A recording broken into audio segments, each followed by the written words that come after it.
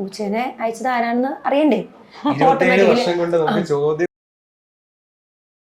ഉത്തരം വരും എന്ന് പ്രതീക്ഷിച്ചിരുന്നു. അപ്പൊ ഞങ്ങൾ അതൊക്കെ അതിന്റെ ഭാഗിച്ചിരുന്നു.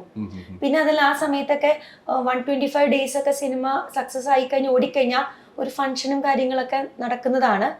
അതും നമ്മുടെ മൂവിക്ക് അന്ന് ഉണ്ടായിരുന്നില്ല. ഉണ്ടായിരുന്നോന്നറിയില്ല, ഞങ്ങള് വന്നിട്ടില്ല. അന്നത്തെ കാലത്ത് എനിക്ക് പ്രൊമോഷൻ പോലത്തെ പരിപാടികൾ പ്രൊമോഷൻ അല്ല, അത് വിജയിച്ച് ഇത്ര ദിവസം തിയേറ്ററിൽ ഓടിക്കഴിഞ്ഞാൽ ഒരു സെലിബ്രേഷൻ പോലെ വെക്കും. നമുക്കൊരു ഷീൽഡ് മൊമെന്റോ തരും. അതിപ്പോ ഞാൻ അഭിനയിച്ച സല്ലാപം ഈ പുഴയും കടന്നൊക്കെ ഞാൻ അറ്റൻഡ് ചെയ്തിട്ടുണ്ട്. അപ്പൊ ഈ മൂവി എന്തായാലും നല്ല സക്സസ് ആയിരുന്നു. അപ്പൊ അന്നൊരു വിഷമം ഉണ്ടായിരുന്നു, എന്തുകൊണ്ട് അങ്ങനെ വെച്ചില്ല. പക്ഷെ അപ്പോഴും വിചാരിച്ചത് സെക്കൻഡ് പാർട്ട് ഉണ്ടാവും എന്നുള്ളൊരു പ്രതീക്ഷയില് എന്താ പറയാ ഇത്രയും വർഷം അങ്ങോട്ട് കടന്നുപോയി.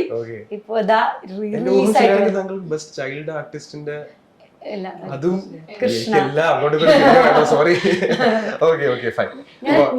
നമ്പർ ഓഫ് മൂവീസ് ഞാൻ അധികം ചെയ്തിട്ടുണ്ട്.